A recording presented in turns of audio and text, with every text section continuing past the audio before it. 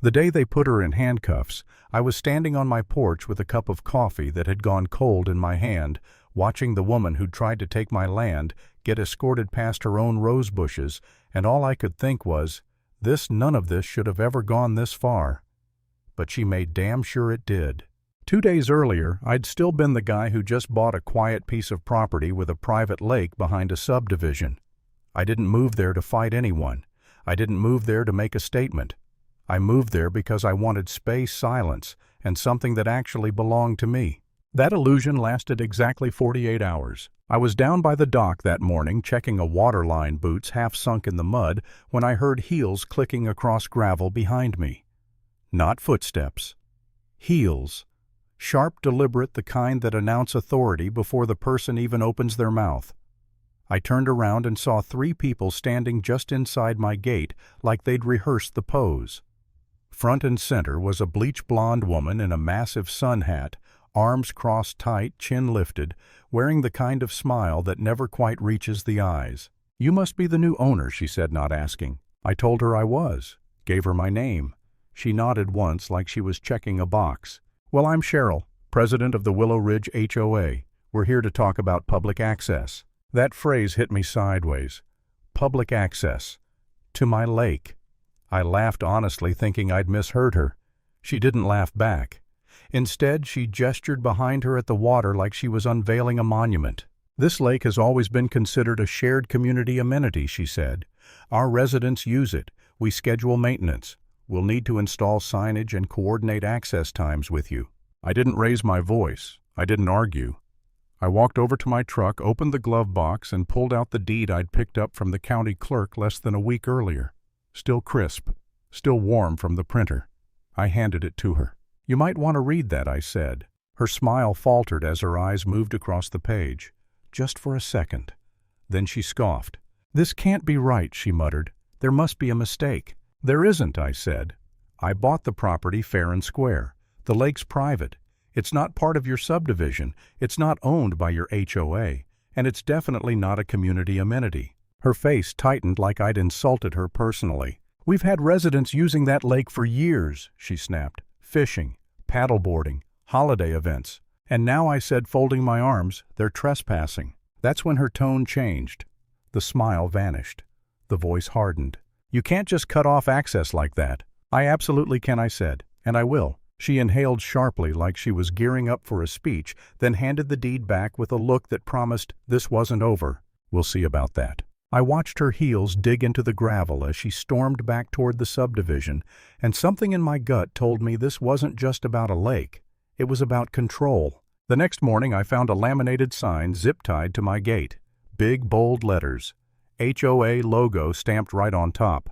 "Notice common area public access mandated. HOA maintenance scheduled." I laughed out loud. Actually laughed. Then I took it down, tossed it in the back of my truck, and called my lawyer. After that, I installed 2 motion-activated cameras, one pointed toward the lake, the other toward the path leading from the subdivision. Call it instinct. Call it experience. I knew I'd need proof. By the 3rd morning, I had it. Board members wandering onto my land like they owned it. One of them paddling out in a kayak, waving at the camera like he was on a guided tour. Another standing by the shoreline on his phone, pointing things out like he was planning renovations. I didn't confront them. Not yet. What I needed wasn't a shouting match. I needed a pattern. That afternoon, I drove to the county planning office and pulled the original development plats for Willow Ridge. The clerk walked me through the maps, tracing the property lines with a pencil. "The subdivision ends about 15 feet from the water," he said. "The lake was never part of their plat. No easements, no shared access." I had him print everything. By the end of the week, they escalated. I came home from work to find orange plastic fencing stretched across my property line, a handmade sign stuck in the ground reading HOA event area temporarily closed for improvements. 2 guys in matching polos were hammering stakes into the dirt like they were building a circus tent. I walked straight up to them. "Who gave you permission to be here?" They didn't even look at me at first. "Cheryl said this was common ground," one of them said. "Something about bylaws." I pulled out my phone and started filming. "All right," I said calmly. "You're on private property. You've got 5 minutes to pack up and leave. After that, I call the sheriff. That got their attention. They hesitated, looked at each other, then scattered the moment I started dialing. I filmed everything: the fence, the sign, the tire tracks leading back toward the subdivision. That night I emailed it all to my attorney and filed a trespassing report. 3 days later I got a certified letter. Inside was an official-looking notice of violation accusing me of obstructing access to a designated community recreation area and threatening daily fines of $200 until compliance was achieved. Printed on HOA letterhead. Signed by all 5 board members. I stared at that letter for a long time. This was the moment it hit me, not just anger, but doubt. Real doubt. I remember sitting at my kitchen table, the house quiet, the lake dark outside the window, wondering if fighting this was worth it. Wondering if maybe I was missing something. If maybe it would be easier to just give them what they wanted and be done with it. One person versus an entire HOA. Lawyers, fines, endless headaches. For the first time I thought about giving up. And then my attorney read the letter and looked up at me with a slow, almost amused smile. "This is fraud," she said. "They don't govern your land. They created a fake violation and threatened financial penalties under false pretenses. That's a felony in this state." Something snapped back into place inside me. The doubt burned off, replaced by something steadier. Resolve.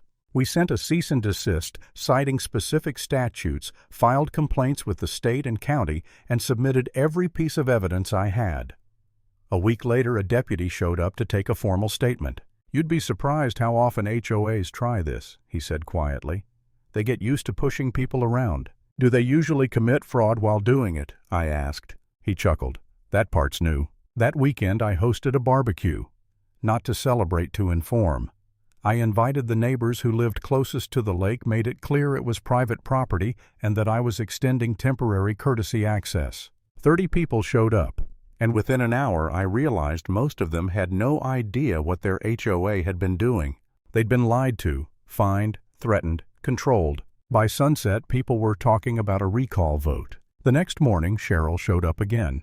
This time she parked on the street and walked up with forced politeness plastered on her face. "We need to resolve this amicably," she said. I pointed to the camera already recording. "You had your chance," I said.